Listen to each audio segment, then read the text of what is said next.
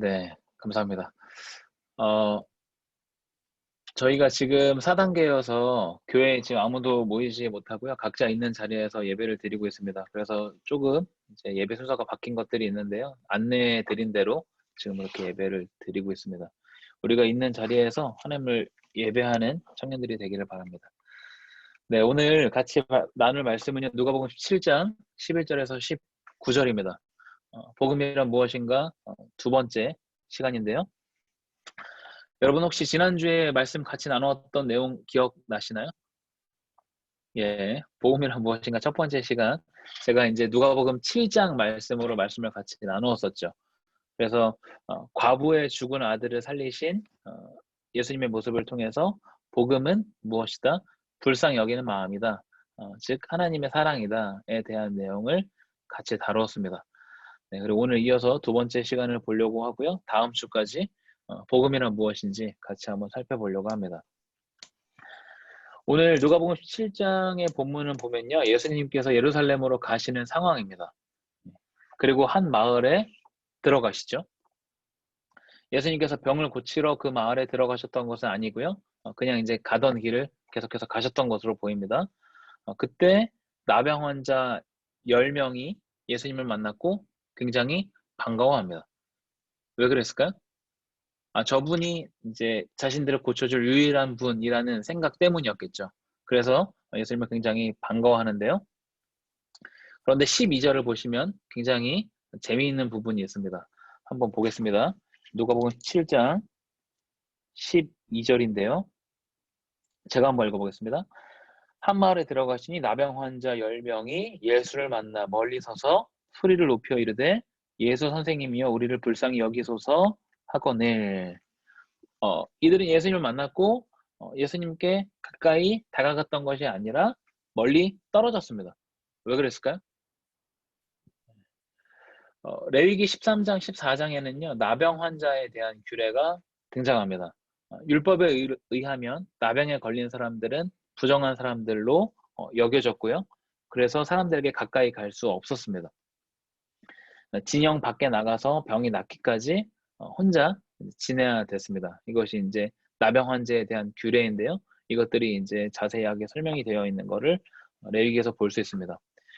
오늘 본문에 등장하는 나병 환자들도 예수님을 만나서 저분이 나를 고쳐주실 거다라는 생각을 하고 있었지만 가까이 갈 수는 없었습니다. 복음서를 읽을 때 이러한 배경에 대한 이해가 조금 필요한데요. 예수님께서는 병든 자에게 가까이 가시고 그들에게 손을 대시고 고쳐주시죠. 근데 이것이 당연한 일이 아니라 당시 이제 유대인들이 좀 기피하는 일이었다라는 걸 우리는 좀 생각해 볼 수 있습니다. 유대인들이 자신들은 깨끗하고 저 사람들은 더럽기 때문에 그렇게 했던 것이 아니라 율법에 의해서 금지되어 있었기 때문입니다. 그런데 이러한 상황을 무시하고 가까이 하게 되면 본인들도 똑같이 부정한 자가 되고 각종 제의에서 배제되기 때문에 그래서 이제 가까이 하지 않았던 것이죠.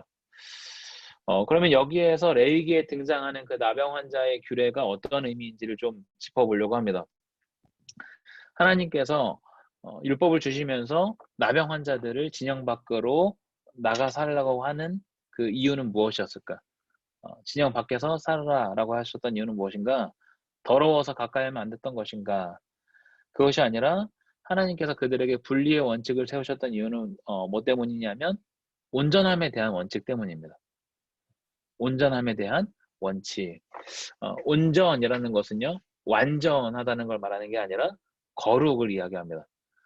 그리고 레위기에서 말하는 거룩은 마음의 거룩과 몸의 거룩을 동시에 포함하는 개념입니다. 우리가 흔히 거룩이라고 하면 어떤 마음의 거룩에 대해서 많이 생각을 하는데요. 몸의 거룩도 같이 이야기를 합니다. 그래서 많은 제사 규정에서 몸을 씻는 행위, 우리의 몸을 성결하게 하는 행위가 이제 전제되어 있는 것을 볼 수 있습니다. 이렇게 거룩이라는 것은 몸과 마음을 둘 다 이야기하는데 나병으로 인해서 육신의 질병이 생긴 경우는 온전하지 못한 상태가 되는 것이죠. 그래서 온전하지 못한 상태, 즉 부정은 공동체에 미치는 영향 때문에 구별될 필요가 있었다라는 것을 볼 수 있습니다. 함께 거룩하지 못한 상태가 되면 안 되기 때문입니다. 그래서 이제 구별돼야 됐다. 그런데 이것만 이야기하는 것이 아니라 나병에 걸린 당사자뿐 아니라 공동체가 함께 거룩을 위해서 노력해야 한다라는 것이 레위기 13, 14장 나병 환자에 대한 규례입니다. 거룩을 위해서 공동체가 함께 노력하는 것, 이것을 말한다라는 것이죠. 물론 이제 성경에는 나병이 죄에 대한 결과로 나오는 것들이 있습니다. 여러분이 아마 기억하실 수 있을 거라 생각이 되는데 모세의 누이였던 미리암이 모세의 권위에 도전했다가 나병이 생기기도 하죠. 죄에 대한 결과라고 볼 수 있고요. 또 하나는 엘리사의 사환이었던 게하시가 탐욕을 품어가지고 그 당시 아람 왕이었던 나아만의 나병이 게하시에게 옮겨가는 경우도 있었습니다. 이런 경우가 있었지만 이것들은 죄의 결과로 나병을 얻은 굉장히 특별한 사례를 말하고요. 레위기에서 말하는 이 나병 환자에 대한 규례는 죄로 인한 결과를 말하지는 않습니다. 그런데 여기를 자세히 읽어보시면 그래서 이 부분을 자세히 보시면 나병이 낫고 공동체로 다시 돌아왔을 때 그 사람들이 어떤 죄를 고백한다거나 하는 내용이 등장하지 않는 걸 볼 수 있습니다. 죄로 인해서 병을 얻은 것이 아니기 때문이죠. 단지 나병에 대한 규례를 통해서 공동체가 같이 거룩을 추구해야 한다라는 것을 이야기하고 있다라는 부분을 좀 우리가 기억해 볼 수 있습니다. 좀 간단하게 레위기에서 등장하는 나병 환자에 대한 규례를 좀 살펴봤습니다. 예수님 시대의 유대인들도 율법 아래에 있는 사람들이었기 때문에 당연히 나병 환자에 대한 규례를 알고 있었고 이들을 부정하게 여겼습니다. 그런데 본래 의도에서 벗어나서 죄의 결과로 생각하는 경우가 굉장히 많았던 거죠. 그 앞서 말씀드렸던 몇몇 특별한 사례들 때문에 죄의 결과로 나병을 얻었다라는 그런 신념이 강해졌다는 것을 좀 기억해 볼 수 있습니다. 예수님은 그러면 그런 나병 환자들을 어떻게 대하셨는가? 그 부분을 좀 같이 한번 보겠습니다. 14절인데요. 본문 17장 14절입니다. 우리 김선아 이장님이 한번 음소거 해제하고 한번 읽어주시면 좋을 것 같습니다. 14절입니다. 보시고 이르시되 가서 제사장들에게 너희 몸을 보이라 하셨더니 그들이 가다가 깨끗함을 받은지라. 예, 감사합니다. 사람들은 가까이 하지 않았고 나병 환자를 멀리 했는데 심지어 나병 환자들도 예수님께 가까이 가지 못했는데 예수님은 이들을 보시고 병을 고쳐주십니다. 당시 많은 유대인들처럼 나병 환자를 죄인으로 취급했던 것이 아니라 예수님은 손을 내미시고 병을 고쳐주셨다. 우리가 레위기의 규례를 다시 한번 떠올린다면 예수님은 당시 그 사회 통념을 좀 무시하고 깨뜨렸던 것이 아니라 율법의 원래 의미를 되찾아주셨다는 것으로 우리는 기억해 볼 수 있습니다. 제사장에게 몸을 보여라 라고 하는 것은 레위기의 규정을 따르라는 내용입니다. 당시 이제 나병이 다 회복이 됐는지 확인하는 사람이 제사장이었기 때문에 그 율법대로 예수님은 제사장에게 가서 너희의 몸을 보여라 라고 말씀하시는 것이죠. 10명의 나병 환자들은요, 저희가 본문에서 같이 확인한 대로 제사장에게 갖고 가는 도중에 나병이 모두 나았습니다.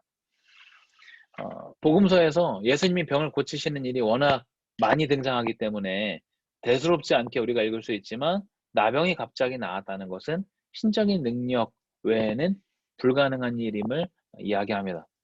모두 깨끗함을 받았고요. 그런데 그 중에 한 명이 하나님께 영광을 돌리고 예수님께 다시 돌아옵니다. 그리고 감사의 고백을 하는데요. 15절과 16절을 제가 한번 읽어보겠습니다. 그 중에 한 사람이 자기가 나은 것을 보고 큰 소리로 하나님께 영광을 돌리며 돌아와 예수의 발 아래 엎드려 감사하니 그는 사마리아 사람이라. 16절에서 주목해야 할 것은 그 사람이 사마리아 사람이다 라고 말하는 것입니다. 사마리아 사람들은요, 그 출신 자체가 유대인들에게 굉장히 불편한 존재였습니다. 왜냐하면 사마리아 사람은 이전에 고대 북이스라엘 사람들과 아수르 사람들의 혼혈이기 때문입니다.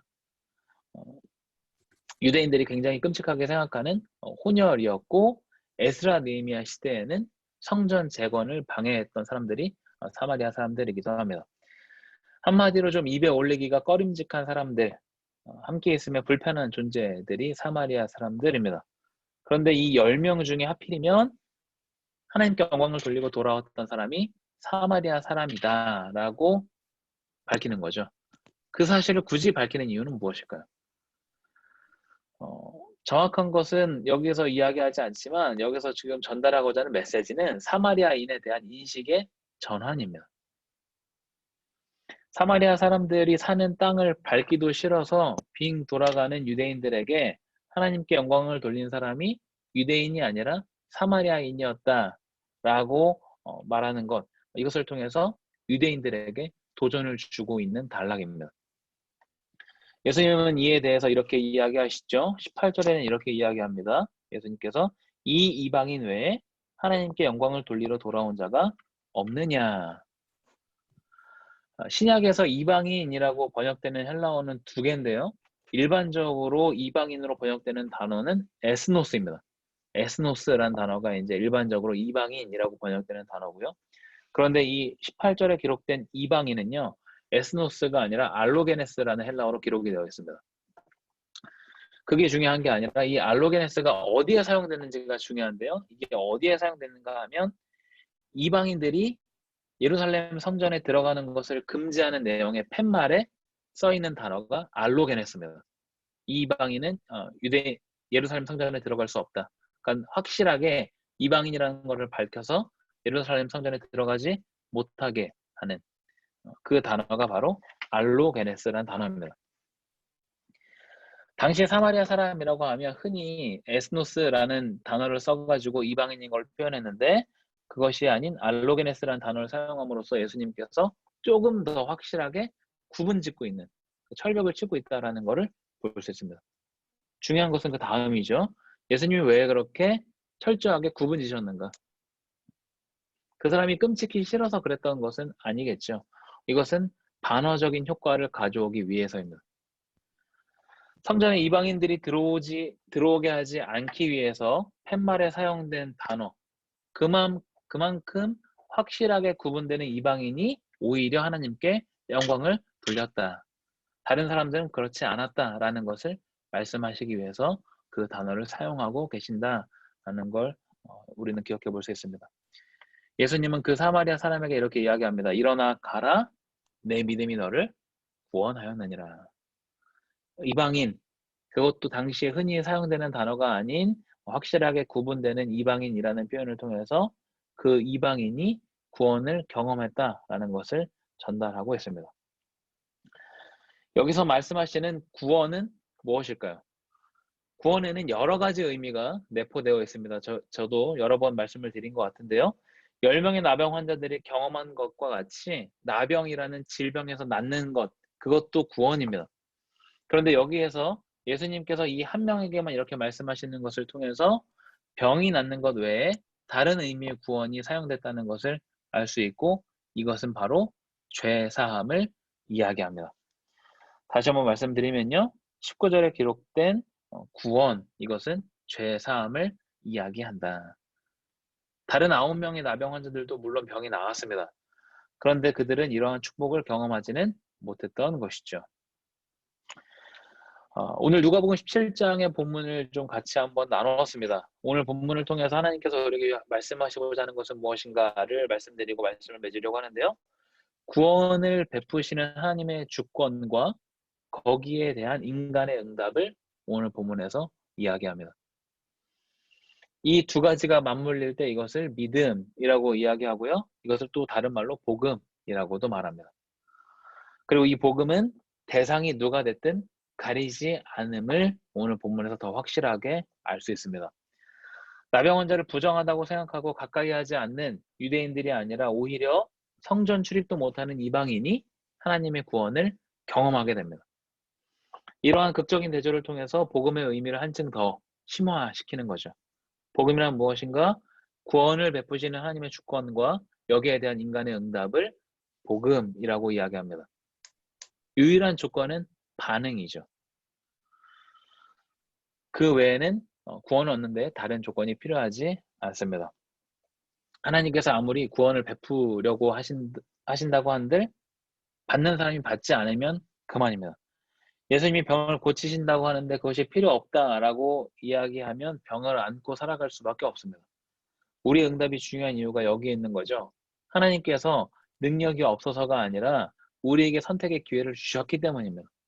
그래서 예수님께서는 자기의 고향에서 많은 사람들이 예수님을 이제 신뢰하지 않는 것을 보고 이상하게 여겼다라고 이야기하시고 기적을 베풀 수 없었다라고 기록하는 것을 우리는 기억해 볼 수 있습니다. 우리는요, 은혜 안에 거하는 선택을 할 수도 있고요, 이것을 박차버릴 수도 있습니다. 복음의 능력에 대해서 사람들이 많이 이야기하는데 이것을 누리는 사람들은 정작 많지 않습니다. 복음의 능력이라는 것은 죄의 사함을 받는 것에서만 그치지 않습니다. 죄의 사함을 받는 것, 이것은 우리가 예수님을 구주로 고백할 때 선물로 받습니다. 그렇다면 우리가 신앙생활 하는 동안 계속해서 죄 사함 받는 것으로만 만족해야 되는가?